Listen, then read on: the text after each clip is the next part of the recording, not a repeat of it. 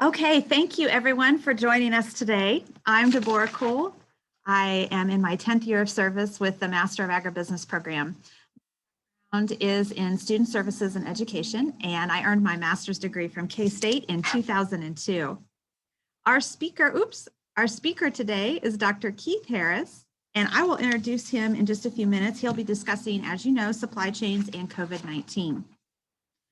One of my favorite tools in our program booklet, and it just went to press for 2021. So if you're interested in earning an MAB degree or are a friend or alumnus of the program and you haven't updated your address with us in the last year, feel free and please make sure that you reach out either by phone or email to get us your new address so that we can get your copy mailed to you as soon as we get it hot off the presses.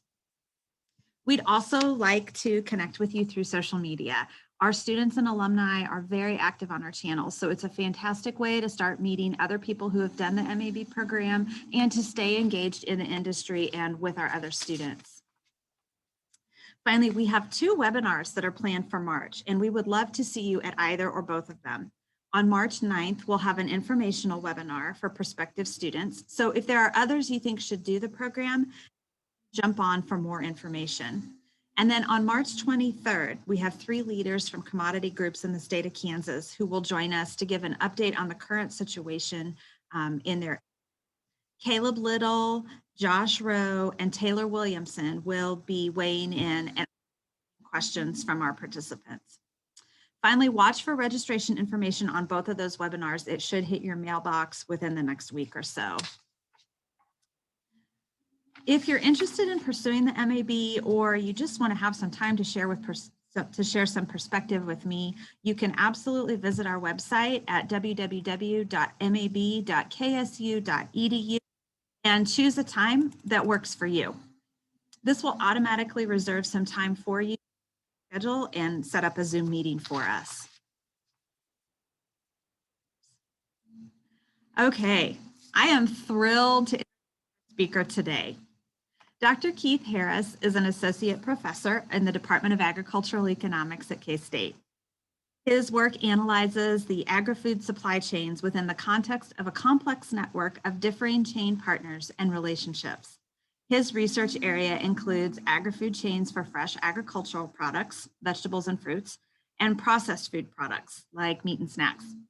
And it is also comprised of growers, auctions, processors, wholesalers, retailers, and specialty shops. Dr. Harris's research ultimately explores how different companies who may compete in other chains collaborate strategically in one or more areas while preserving their own identity. Dr. Harris's academic careers have been dedicated to the food and agriculture industries.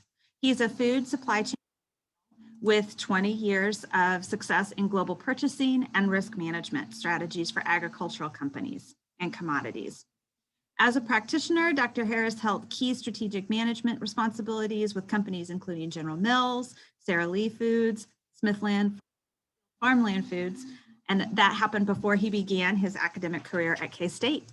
Dr. Harris, I turn it over to you. Okay, thank you, Deborah. Let me share my screen here with everyone as we get going here.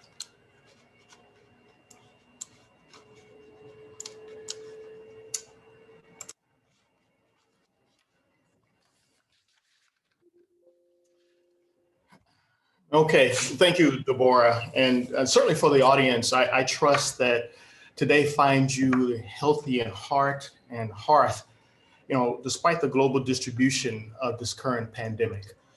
Again, my name is Keith Harris. I'm an associate professor of agricultural economics here at Kansas State University. And for today's seminar, we're going to talk about the supply chain, sort of beyond COVID, some things that we should need to be thinking about in our supply chains, and really looking at supply chains that actually deliver. Now, oftentimes when we think of supply chains, we think of something that might be a bit complex. And in terms of complexity, let's think about complexity in terms of the number of relationships or the number of interactions or exchanges that happen in the supply chain. Let's just say, for example, let's take an example of flour that has been exported. Let's call it wheat flour for that matter, that's been exported to another part of the country, or another part of the world, I should say. If we take a look at wheat flour for that matter, I saw some reports that showed that there were as many as 15 different exchanges when we look at this post, sort of the pre-flour mill and post-flour mill activities. So 15 different exchanges, 15 different types of relationships, transactions that happen in order to move that flour from one point all the way, let's say it's going to go to somewhere in the Middle East for that matter, or outside of the country, Southeast Asia for that matter, before it actually reached the consumer. So 15 different exchanges. So we can see the type of complexity that some of our supply chains might have. Now, I'm sure for your businesses, you guys have different supply chains with different transactions or exchanges as well. But the point here is that, yeah, there is a fair amount of exchanges that are going up and down supply chains. So generally speaking as well, we tend to look at three things that are very important that actually flows within the supply chain. The first one is goods and services, right? Goods and services are one of which that, if your good or service does not flow, that is, if you don't get your product, then that has a way of interrupting the supply chain, right? If it doesn't flow, if it doesn't reach its intended destiny, could be considered sort of a interruption in your supply chain. The second thing is money. Money has to be exchanged within the supply chain. And of course, you guys understand that even within your businesses, if you don't receive money from your customers, or if you don't receive money from your suppliers, then that has a way of interrupting the supply chain. Likewise, if you don't pay your customer, if you don't pay your suppliers, that may cause some challenges within your supply chain as well, in terms of an interruption, if you will. And the third thing is information being exchanged. All that information is needed in terms of perhaps what is needed, what is your demand, or what is it that we need to share with each other so that our supply chain is not interrupted. So again, we're looking at goods and services that flow, we're looking at money that flows, and we're looking at information that is exchanged as well. So those are the three primary things that we need to understand, that if any three of those are interrupted, or any three of those stop, then we will definitely see an interruption in our supply chain. So it's been no secret. Well, let me go back just a minute here. Let's talk about the flour example I gave you a little bit earlier. Think about those 15 links in that supply chain. Again, pre the flour mill and our activities post the flour mill until they actually reach the consumer of the product. Each link along that chain is sharing information, is exchanging goods and services, and also exchanging money as well. So that was what adds a little bit to the complexity of our supply chain, is that in each link along that chain, money is flowing, information is being exchanged, and of course, goods and services are also being exchanged as well. Now, I think in the food industry, we of course know that there has been a lot of interruptions that we can see in our supply chain. Again, our products are a bit different than everyone else's, right? They're biological in nature in that case. So they're subject to food safety issues. They're subject to being deteriorate. They're subject to not having shelf life, long shelf lives for that matter. But in recent months, the food supply chain has been front and center in many reports, news reports, as well as on the mouths and in the interests of those in the published media as well as the visual media. But again, supply chain has gotten front and center. And of course, that is because of COVID-19. But we can also look at this because I know we're not strangers to interruptions in our supply chain. But we can look at some things that have happened over the past 20 years that have had some national disruptions on our supply chain. Now, let's go back to the year 2020. Many of you may recall, we had the Y2K bug that we were concerned with. The Y2K bug was one we were concerned with because without having that information that was been able to flow, we would not be able to receive orders. We would not be able to pay invoices. We would not be able to send out purchase orders. That's on the buy side. And even on the sell side, we weren't going to be able to receive payment from our customers. We weren't able to send invoices to our customers. So in that case, what we saw with Y2K is a great demonstration of how the lack of or the interruption of information can have an impact on our supply chain, an adverse impact. And that was just in 2000 with Y2K. Also in 2008, the Great Recession, as it is called. Well, the Great Recession in this case, we saw the potential for that interruption. We saw demand really slow down in many respects. But also what we found is that when you find a slowdown in demand, what you end up finding is that now money doesn't flow as freely as it used to as well, right? We were in that recession, right? And we all know what that recession causes. It causes, as we sort of see, constricting demand. Also in 2003, the SARS, 2009, H1N1, 2019, COVID-19. And as recently as 2 weeks ago, what we found what happened in Texas with the energy crisis, all of which that have some national type of impact that could in fact hit or happen to and have an impact on our supply chain. Again, it's sort of prevented the optimal flow of information, of goods and services, and of money for that matter. So understanding that now that we've seen just over the last 20 years, we've seen some fairly significant national events that could very well have an interruption on our supply chain. So the question becomes from us then, what do we do about it?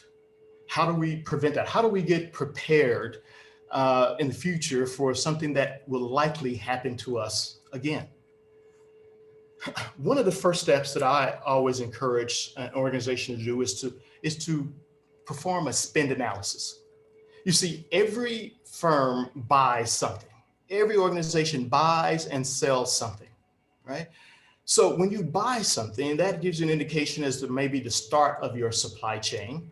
And also when you sell something, that gives you an idea in terms of how a customer could have an interruption in your supply chain. So if we start with the spend analysis, again, there's very few firms. In fact, I would probably go on record to say there's no firm that does not use the marketplace for something.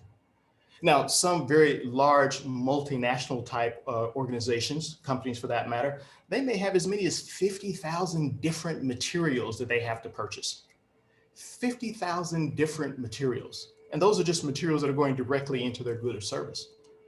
And perhaps even if you're a small organization, maybe you have 100 items that you need to buy. But the important thing to remember here is that performing a spend analysis will give you an understanding of one, who are you buying it from? Where they're located, where they distribute out of to get you the product, how much you're buying from them in terms of quantity or in terms of value. When you begin to understand where you're spending your money by performing that spend analysis, you begin the process of how one might go about mapping your supply chain. But first of all, it starts with, who am I buying product from? Now, there's different types of software that does those type of things. There's some ERP systems or information systems, I should say, that actually have that type of information as well. But whether you have a very sophisticated type ERP type system or you use something that is probably not as sophisticated, if you will, you still need to understand who you're buying from. Again, I like to reiterate that. Who are you buying from? How much, or in terms of quantity and value you're buying, where they're shipping to you from is a really good start in terms of doing a spend analysis. So now, once you complete that spend analysis, there's another step. The next step I like to consider in this case is I put together this framework. It's sort of a canvas here. A canvas is that now you've identified those materials that you've purchased. Now what you want to do is you want to be able to categorize them. So as I mentioned a little earlier, if you have a firm that has over 50,000 items, or you have an organization that has 100 items, you have to figure out a way to categorize them in a way that will help you to prioritize which ones you want to map, what extent or what degree you want to actually map your supply chain. So for starters here, Let's look at this open canvas I have right now. We call it sort of this risk reward type of a canvas. Now let's start on this left-hand side where we look at the risk, high risk or low risk. Now risk in this case is, we sort of define risk in this case is what risk does that material, what risk do we have by buying that material? So for example, is it the risk that it's a very unique item and only one supplier can provide that to us? Or is it unique in a sense that maybe there's somebody that has power over us? Maybe I'm buying a product from there's one large guy out there or a few large suppliers out there. Maybe the market structure in this case shows that they have more power than what I do. Or maybe it's a risk because the regulators, the USDA or the FDA for that matter, said that you have to buy this product and you have very few suppliers that you can actually buy it from. If you find yourselves in that situation, then you might say that, hey, this product represents a high risk to my supply chain. Likewise, on the other end, let's say, for example, the material that you're having to buy after you've performed your spend analysis, maybe it's a low risk item.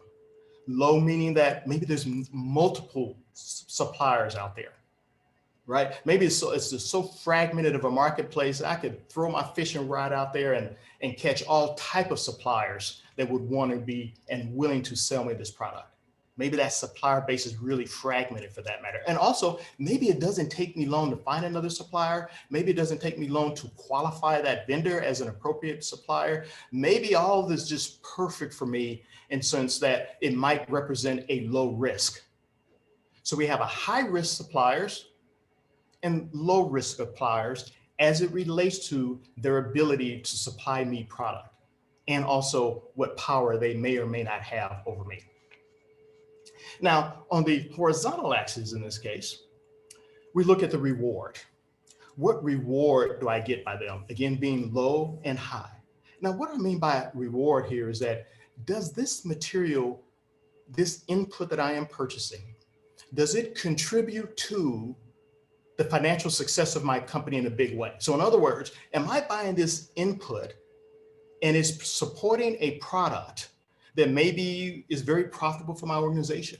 Maybe it accounts, that product accounts for 20%, 30% of my profit over a certain period of time. So in that case, the reward that I get from buying that material that supports a product that contributes significantly to my organization's profitability, I might consider that to be sort of high for that matter. Let me give an example of one that might fall in this category. I like to use the example of a honey ham. Let's say a firm sells ham. And when they're selling hams, ham contributes 10, 20, 30% of their profitability. And not only do they sell ham, but the marketing guys have come up with another twist of this ham and honey ham. So now I'm having to buy honey to support a product that contributes significantly to my organization. So therefore, I'm probably going to rate honey fairly high because one, it contributes significantly to the profitability of my organization, and probably two, my marketing firm organization may have gone out and made some claims about this particular product. We have honey ham, and that ham, is their marketing patterns and the claims that they're making about this product and the profitability that it delivers make sure that we look at honey in a very different way. Now, the other end of this is low. Maybe there's a product in this low extreme that we're not maybe making a lot of claims about. It doesn't necessarily contribute significantly to my operation, but in all items, I have to buy everything. Not buying it is not an option, because if you're buying it, it's because you need to buy it. And if you don't have it, it has a way of disrupting the organization. But if it's a low reward item in this case, again, we're not necessarily making big claims about it. It may not be supporting some of the most valuable products we have, although all products are valuable. Maybe an example of something like this, maybe it's salt. Okay, not like the sea salt or the kosher salt that can be purchased, but maybe it's salt that is used as a processing aid. Because we don't make any claims in our product that we have we have a sodium chloride or high levels of salt in our product. We aren't making those type of claims, but we need that salt because it is a processing aid and it has some functionality, and we still need to buy it. So that's how we have like this risk reward type portion here. So now let's start filling in this canvas to kind of make even more sense out of this tool. Let's say, for example, we come up with a product that, hey, we say the risk to us is high, meaning that maybe we only have one supplier. There's one supplier that is qualified or is capable of supplying this product to us. And also, not only is it high risk, but also maybe it's a low return. A high risk item, low return again, meaning that we're not necessarily making any outstanding claims about this product, but again, we have to have this product. So therefore, we're going to call it high in risk, but low in terms of us being able to show that it contributes significantly to some very important products and services that we provide. Maybe we have another one that maybe comes down in a little bit in the middle area here in the risk scale. The risk scale is midway, but also it's going to move up a little bit more on the value side. And then we look at another material that might say, hey, it's still a little high on the risk side, but hey, we're moving a little bit more to how it might contribute to the firm's profitability. Now, each one of these, again, would represent a different material that we're having to buy. Now, as we can continue on here, we have a couple of items here that might, now they're high risk, again, meaning that, we may have a challenge with these items here. I mean, our supplier may have power over us, or, we only have one supplier that can handle that, but it's also a higher reward for us. So this material is actually supporting a product that contributes significantly to our company's bottom line. So in that case, we look at these black dots here, and then since we see again, hey, this one right here, there's this larger oval shape here, suggests that the risk is medium and the return is high. Let's keep going here.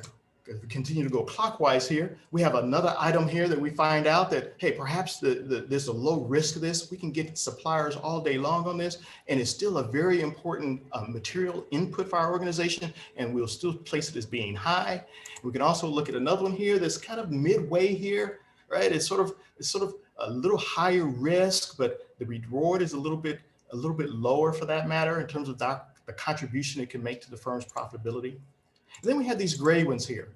These gray ones indicate here that, hey, these are low risk items, okay? We don't get much of a return on it. We're not making claims about this product. It doesn't contribute significantly to the contribution or to the profitability of the organization. But again, we still have to buy it, assuming everything we buy has value to our organization. So again, the option is not to buy it. The option is to figure out the best way to ensure there's no uninterrupted supply. So now let's say that you've done this with a category of items and that you want to, that you have to purchase. And now the next step is maybe put a little bit more bones around it here. Let's give it some categories. We're going to split this up into 4 quadrants in this case. And we'll start up in the upper right-hand corner, upper left-hand corner, I should say. Items that fall into this category, guys, often look to be very critical. Here it is. We have to buy this item. There may be few suppliers that actually provide this. Maybe there's only one.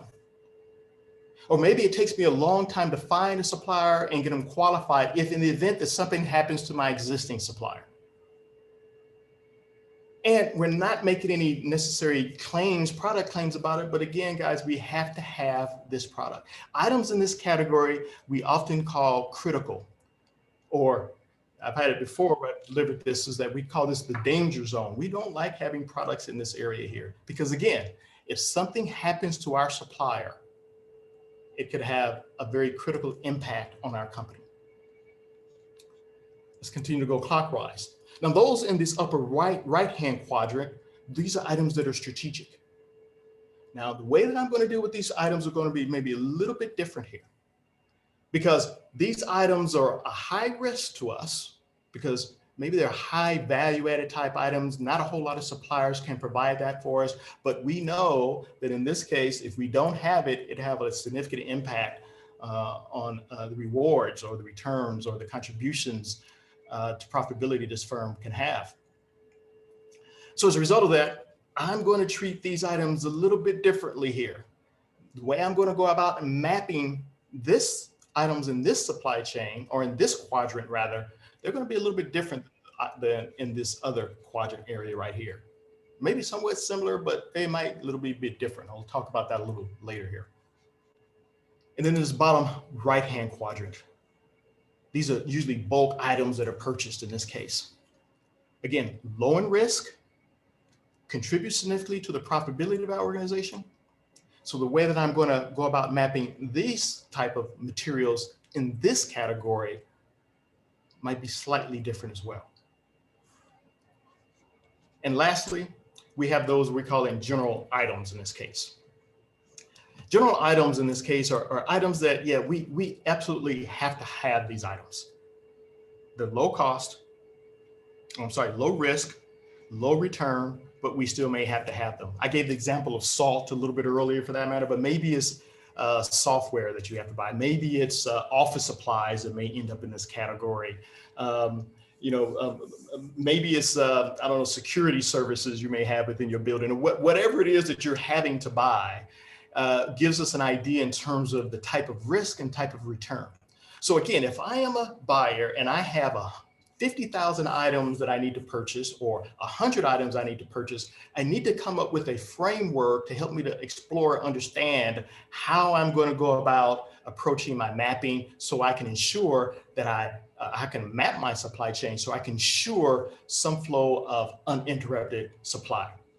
Now let me just go back up here in this critical item area up here just a minute here, because I think what we have in this category here as well is that if I find some items in this area here, I might go out and find out where's that supply coming from. And let's say that item ultimately is coming from another country for that matter. Well, then I may want to understand the political environment that exists in that country where it's coming from. I may want to look at the economic conditions, particularly the macroeconomic conditions going on in that country. Are there issues with inflation? Are there issues with exchange rates for that matter? Is there something going on in their economy that could have a potential impact on me receiving this product? Or maybe I want to take a look at the technology that's going on in this area as well, because there could be a new development that happens out there that I may need to be very aware of, and might help alleviate and move this from the critical area to another quadrant in this categorization process here. So we want to look at this politically, economically, socially, technologically wise, look at the legal side, the laws about things, to make sure that what's going on in this area, I want to be particularly aware of, because again, if it interrupts what I'm doing, what my supplier is doing with me in terms of relationship, then I need to have a radar on it. And we can probably say that to some degree with the strategic side as well. I may want to do some macro type of analysis here to make sure that there's some things that are not going on that could interrupt my supply chain. But also in this area, in the strategic area, I want to say as well, I may want to even have a very, very close relationship with the suppliers of this. I may not only want to know the supplier, but I may want to know who the supplier is. And I may not even want to stop there. I may want to know who the supplier is. I may go 3 tiers in trying to understanding who are the suppliers that have an impact on me receiving this product that is very strategic to me. So then again, I'm going deeper into my supply chain. Again, not only my supplier, but my supplier, and perhaps even my supplier. That is that tertiary type supplier, if you will. Now, maybe with the general items and the bulk items, maybe I won't go as deep as something like that. But definitely with these top 2 guys, I want to know these organizations very, very well. I want to know their supply chains very well. I want to understand, I may end up having to audit them from time to time to make sure. I may want to make sure that they're auditing their suppliers from time to time, because it is so important to my organization, these strategic items, these bulk items in particular, but all of them in general are very important to my mapping, how I'm going to map my supply chain. So now, let's say that we want to map our supply chain. Now, when we talk about mapping our supply chain, I gave a little hint of that a little bit earlier. We want to know who our suppliers are. We want to know who our customers are. We want to know who our customers are, for that matter, because again, if our customers fail, then it has an impact on our business as well. Just as if our supplier fails, they have an impact on our, they have a way of interrupting our supply chain also. So it's important for us to know both upstream and downstream in our supply chain. Now, when we start mapping out our current supply chain,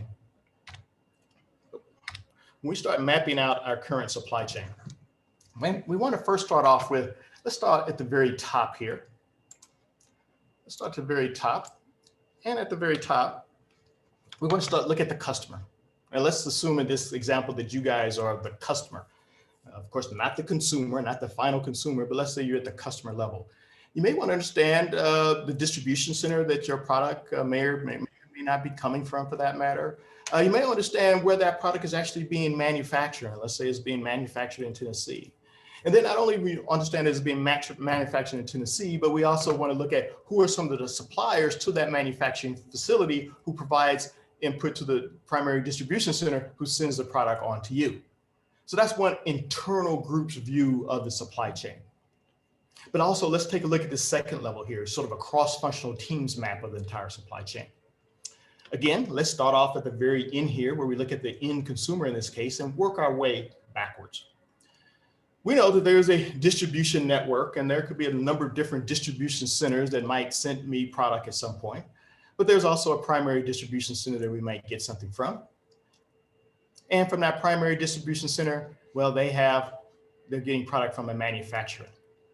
Now that manufacturing, if you can follow my logic here, that manufacturer may also ship something, expedite something right to me as the consumer in this case, or the customer in this case. So that could very well happen. But at the manufacturing location, they're buying a lot of items as well. So maybe you need to look at the packaging supplier, whether that packaging supplier is local or that packaging supplier may be getting something internationally. Maybe there's a domestic raw goods supplier that's sending me materials as well. Or maybe I'm getting my product from outside of the country, overseas. So perhaps I'm having to have that product delivered to me through the port of Charleston in South Carolina. And from the port of Charleston in South Carolina, I also have an international raw goods supplier for that matter. So we can begin to break down our supply chain in terms of what is happening, sort of like a high level view of where my product is coming from. And we can also look at it from a little bit more of a detailed view in this case, where we in fact can see a little bit more, understand a little bit more about our supplier, which in this case, our supplier would be, let's say, the manufacturer suppliers. So again, understanding and having some visibility in terms of who they are and what interruptions that they might face, I think is a very important piece to managing your supply chain. Now, once you have done those type of things, then you can do some physical representations of goods, of information, of money that flows upstream and downstream in your supply chain. Maybe let's look at start off on the one on the left here. You know, maybe you map your supply chain and these circles represent suppliers and where they're located, okay? And maybe these arrows might represent, in this case, the type of mode of transportation they might use. Are they using rail? Are they using truck?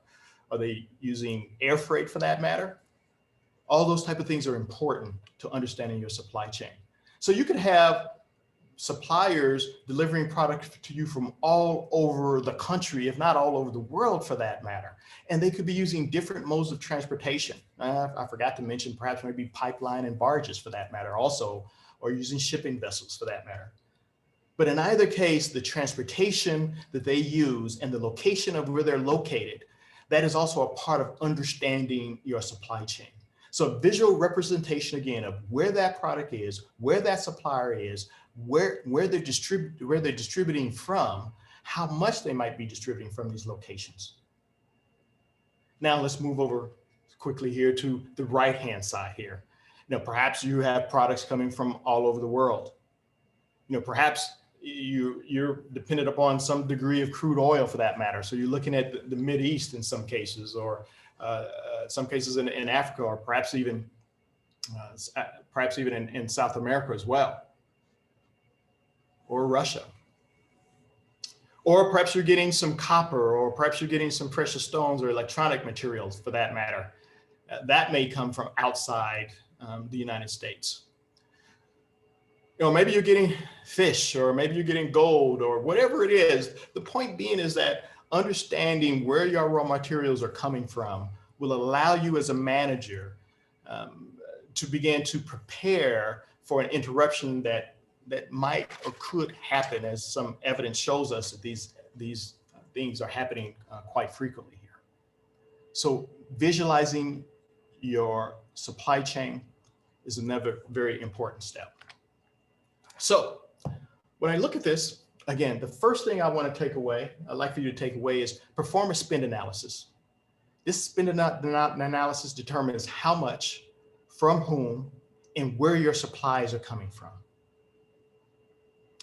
The second is sort of use a risk-reward framework as a way to sort of prioritize your inputs for mapping. Some that in that lower quadrant, that general items quadrant, you may not have to go as deep into your supply chain backwards and forwards as one would be if it ended up in that strategic area or that critical area. And also continue to think about our systems being dynamic. Our supply chains have a way of adapting. Our supply chains have a way of being agile, and often our supply chains are aligned. And that gives us a sense that they're going to be dynamic. They're not always just stagnant. Map your entire supply chain. Try to go back as far as you possibly can, or as far back as you find it to be valuable in that case. Because at least being prepared and understanding where that product is, the environment where that product is being produced, it'll help you immensely in terms of when you have to pivot and make some changes because there's been an interruption in your supply chain. Of course, these are things that you don't control, but these are some of the things that you will certainly want to manage, something that you want to be prepared for in the event that something like that happens. So I'll give you my final thought, and some of you may have heard me say this before. If you don't know your supply chain, then you don't know your business. Thank you. Any questions? Any questions that are coming from the floor?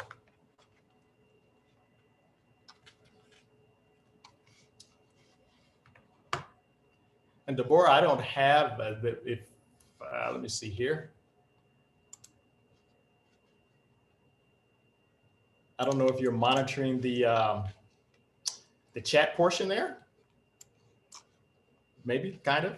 I am. I have it. I don't see any questions yet. So we'll just pause for just a minute or two and see what comes through. Thank you.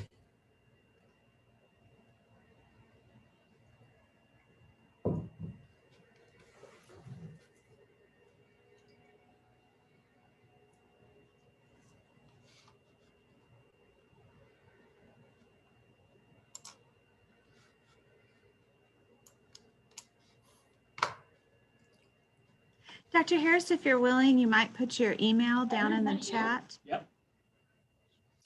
Sure.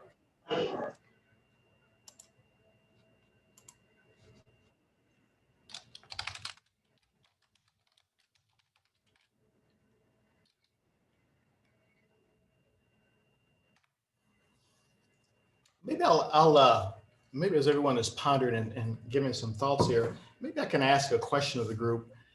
Considering, right before, let's say the early parts of COVID, I think I've asked students in some courses this before, but can anybody speak to or share with, do you think that your supply chain, or to what extent do you think your supply chain was prepared for disruptions that could come out as a result of COVID? Can anybody maybe share with us what your thoughts are on that? To what extent were you prepared?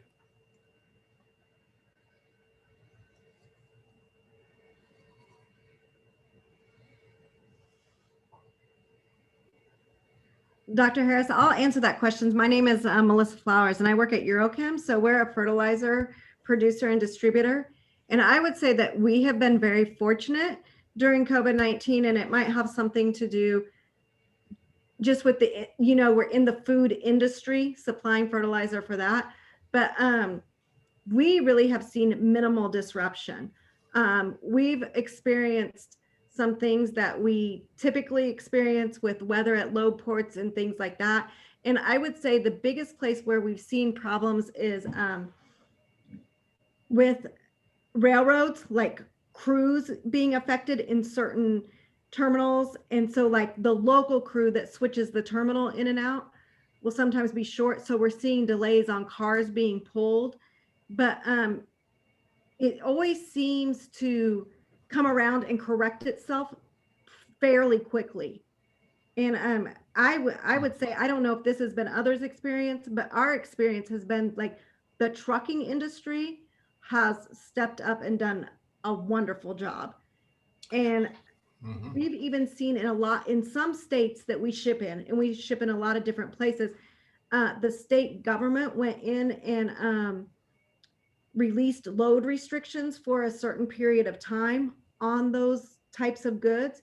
So we were actually able to haul more via truck than what we are at sometimes. And we did see some of a switch from rail to truck during that period, just because trucks were moving more product than they where normally it takes 4 trucks to equal a rail car, we were using 3 trucks. And then thanks for that, Melissa. I guess another question I would have for you is that did you experience a higher cost as related to going over to trucks from the rail?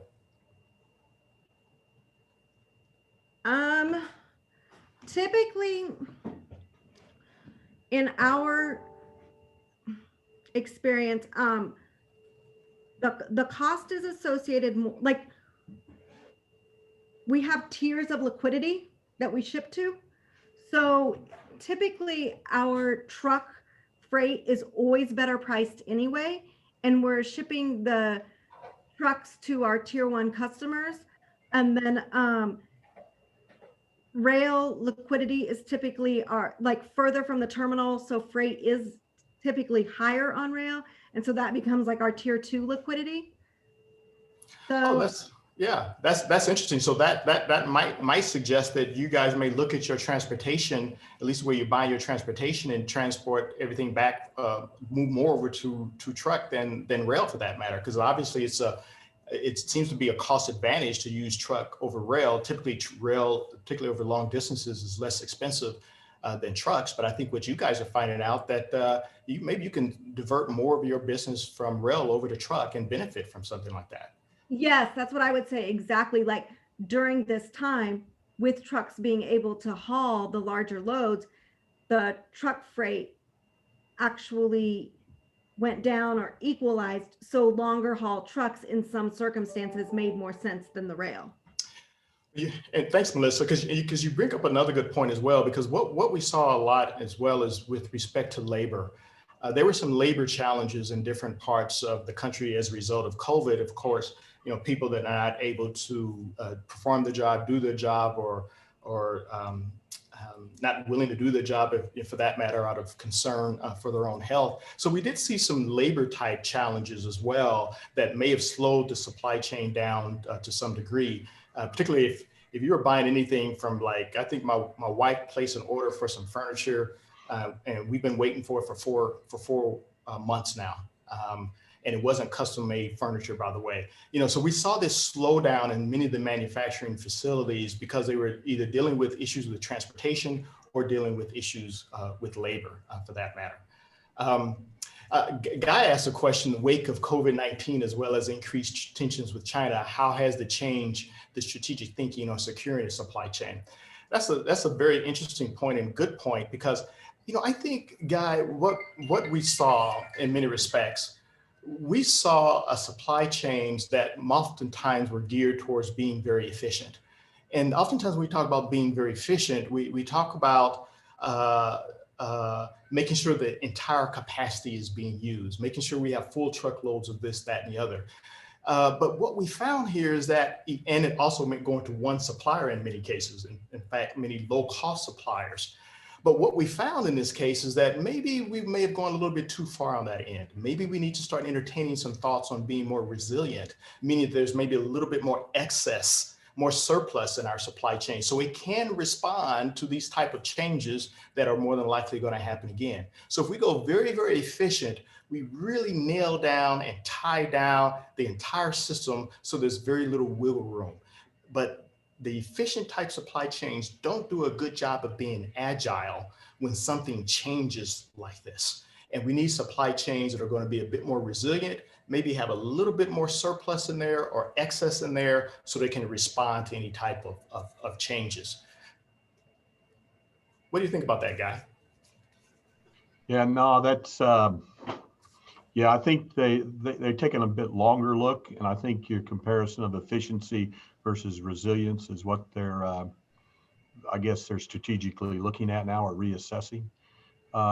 If I might share a comment going back to your initial question on the impacts, I think something like the COVID pandemic is not a situation many companies had given much consideration to. You know, it's a bit of a black swan event that, you know, it just wasn't on the radar. I think, and we saw particularly in the ag supply chain at those points, which were highly automated, not labor intensive, things just continued on as normal. Where it was more labor intensive, i.e. the meat sector and the processing plant, is the pressure points where it caught us out. But just looking at comparing different global supply chains, I'd actually suggest the government reaction in the regulatory sense, or in their reaction to limits that they put on people, and general reaction by governments to regulate it, had a bigger impact than the event itself. And the differences you can see where you had more of a laissez-faire approach, supply chains continued to operate fairly well, and where the reaction and lockdown were a bit more draconian, it was significantly disrupted. And I sort of use, you know, I look at the Australia situation versus US as probably a good example where the lockdown and limitations imposed by government were significant. There was significant disruptions, and that varied state by state. And I think we see that in the US in a state by state situation where different, you know, sometimes the response can be can be worse than the disease itself in some ways too. Yeah, definitely. I mean, I think that was certainly, you know, one of the concerns, and some of that comes from the populace as well. You know, if this is government for the people and so on and so forth, that the population may be asking for some type of action, whether the action is a reaction or overreaction. I guess that's begins to be the debatable point there. One of the points you brought up that was very interesting here is that, you know, we certainly call this a black swan event, and I want to take this black swan event just a little bit further here, because black swan events are not just a rare occurrence, but black swan events are even more significant because we are interconnected. So it's the connectedness that we have. So a black swan event can happen here, but the degree in which we're connected across the globe, it really exacerbates the problem. So I think that's a very good point you bring up, a black swan event, but a black swan event given the fact that we are interconnected. I want to go to Beth here. She says she works in a laboratory setting, and we are still fighting to get PPE to continue testing, including for COVID testing. Our supply chain was not ready for this at all. You know what? That's a very interesting point, because who would have thought in their supply chain that PPE would be a sort of a national issue, a national concern? And that's what makes this even more challenging, Beth, is that how do you begin to identify those items that are indeed, in fact, could be a part of a national problem or a big problem for you? But I think if we went back and looked at all of our items again, and if we saw if in fact where this product was coming from and the risk that we had as a result of buying it from those, and not building up any redundancy in our system. And again, efficient systems do not like redundancy. Redundancy adds cost. But when you look at a resilient supply chain or a responsive supply chain, there is some degree of redundancy in there to prevent something like this from happening. So thanks for that question, Beth. And from Deborah, from HP, there are some supply chains that are more chances of spoilage, especially perishable items during the transportation. Is there a special consideration in this regard to or relates to the COVID-19 regime? That's a good question. I don't know if I have an answer for that, quite honestly here, but certainly, because we are a biological product, of course, we are susceptible to spoilage. We're susceptible to degradation of our product to some degree. Having those type of considerations and such, I don't know if there's any type of response that's going to come from sort of a national level, but I think this may be a firm level decision in terms of how, what firms may do. I don't know if there's going to be any regulatory type responses to this, HP, but I certainly understand that we have some challenges given the nature of our product and given the fact that it has to be transported in such a manner. So I don't know if I quite answered the question there, so I'll wait for you to give a follow-up question if I didn't quite answer that. Ashley says, do you see lasting impacts or new considerations in supply chain management that were not there pre-COVID? Actually, I don't. I still see some of the same frameworks in existence. Going back to that discussion on efficiency versus resiliency, again, I see us moving more away from being overly efficient to providing some type of backup and redundancy in our systems to prevent some other national event from interrupting our supply chain and shutting our businesses down. If not shutting our businesses down, at least slowing our businesses down. So I see supply chain management strategy going to look at some tools that have been out there for years for that matter. And again, I will go back to say, maybe we look at how we can, maybe we won't have one supplier for everything.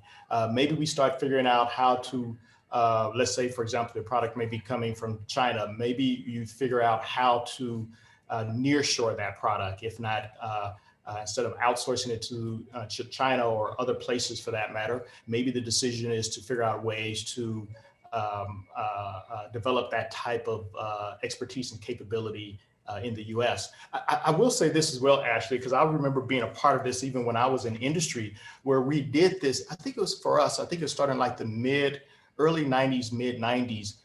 We just started finding an incredible amount of opportunity in low cost products coming from outside the United States. So I can remember being a part of the process of outsourcing a lot of our materials elsewhere.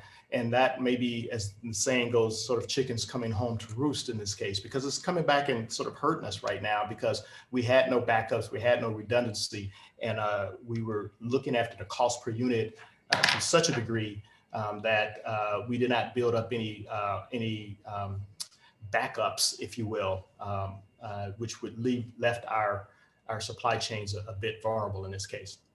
Justin says, it seems that supply chain interruptions in the livestock industry impact of diminished packer capacity on two different occasions this past year have been something that caught the industry off guard.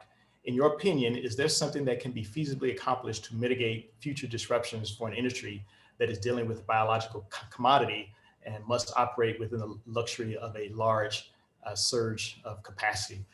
Justin, that's a fantastic question. And I do have some ideas on that. Because when we talk about the diminished packer capacity for that matter, and we're also talking about the potential disruptions that we're seeing coming in. So that obviously has some impacts on those feeder operations, feedlot operations, and so on and so forth for that matter, or preferred suppliers for that matter. I think, again, trying to figure out ways to provide a little bit more redundancy into your systems. Also, as I talked about a little bit earlier as well, really monitoring where your suppliers are coming from and what in fact could happen in their country or in their part of the country. I would imagine, Justin, that you probably know some people that may have been impacted by what's going on in Texas for that matter. Now, the thing with Texas is sort of a short-term, I like to think this is sort of a short-term phenomenon, but if it was to extend for a longer time, or what if we had like these rolling blackouts across the United States, those are things that oftentimes catch us off guard. But I think if we figure out how we can build some redundancy in our systems, I think that is one of the easier, or one of the first steps, I should say. Justin, again, I would say, again, do a spend analysis in your organization. Know where you're spending money.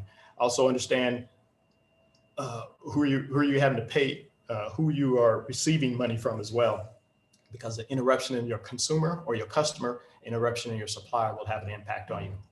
If I didn't answer that question, I'll wait for your response on that one, Justin. Thank you.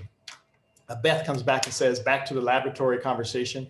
Guy brought up a major issue that with what we are not able to get with our PPE due to government restrictions, 3M is not allowed to sell specific N95s to anyone, as they're only going to the government, which is now causing issues with getting people in incorrectly fitting N95 to work with pathogens, including COVID or other zoonotic diseases. Yeah, I think I want to thank you for sharing that, Beth. I don't know if I'm happy that this actually happens in this case, but of course, what we're getting at here is we're getting to some level of what's the word I'm looking for? Someone being involved in prioritizing supplies, someone invoking some type of piece of legislature, if you will, that will somehow begin to allocate resources where they need to go. I actually have to say I've been a part of that in my career as well, where we had hurricanes that hit the Gulf area in a very significant way. And as you guys know, that's the petrochemical portion of our country, and that's where a lot of our packaging materials come from. So we found that when those type of things happen, there got to be this rationing of this allocation that happened. So these sorts of things happen whether the government is going to do it or at some point industry might do it.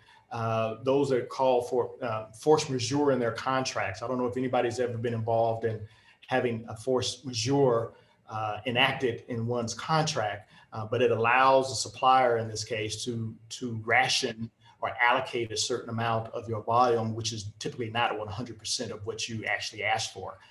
So we can see those type of things happening certainly at the government level, and we can see it at the firm, at the industry level, if not the firm level, where you see sort of this rationing effect as a result of what in fact happened in the larger macro world.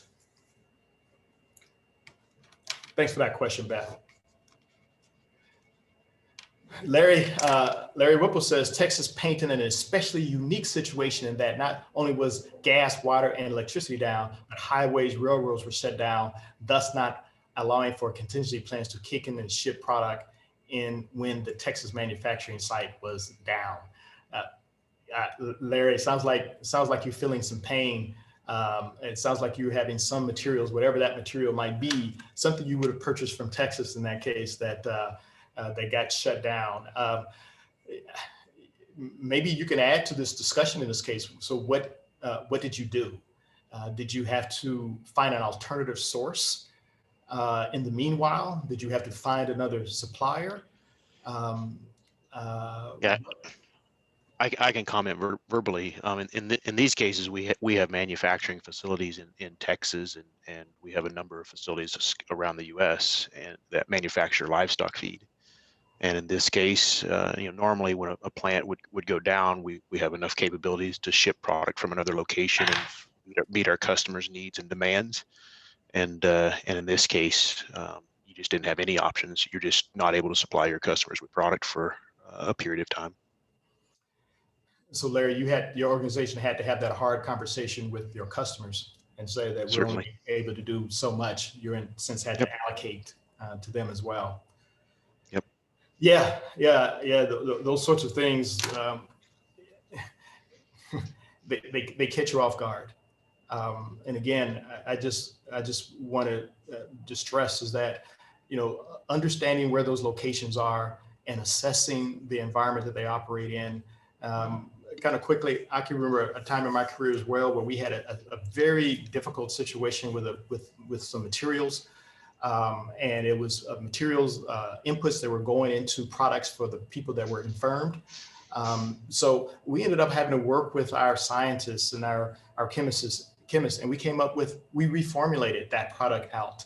And we figured out that we didn't, because we were having issues with this, we ended up using some science to figure out what actually would work in this formulation. And in turn, this material is not under the pressure as the product that we're actually messed out of. So I would suggest when you find these type of situations, there are oftentimes other people in the organization that might be able to help you find alternatives to what you're currently buying. And as a result of that, it might provide you some temporary relief.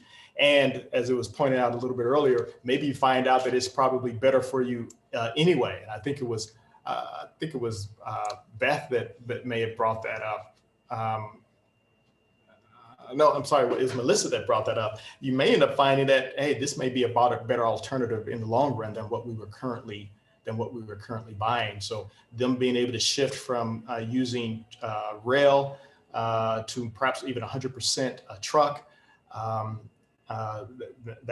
they may have found themselves as being an opportunity. So again, sort of looking at internally to others that might be able to provide some solutions that might be beyond your expertise.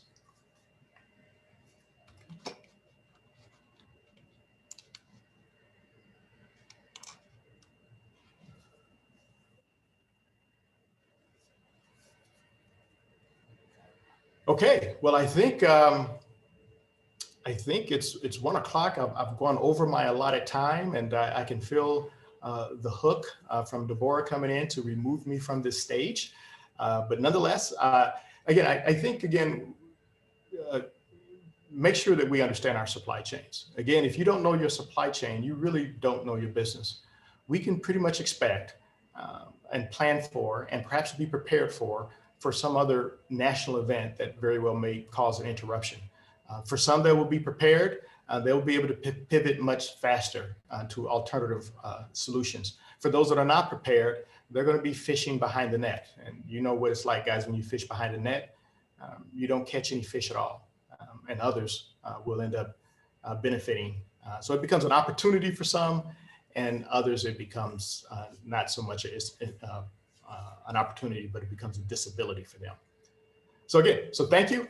And Deborah, I think I will turn this over to you. Fantastic. Well, thank you everyone for joining us today. If you have questions for Dr. Harris, his email is there in the chat, and you're always welcome to email me at mab@ksu.edu. Thank you, Dr. Harris, and we'll go ahead and end the session for today.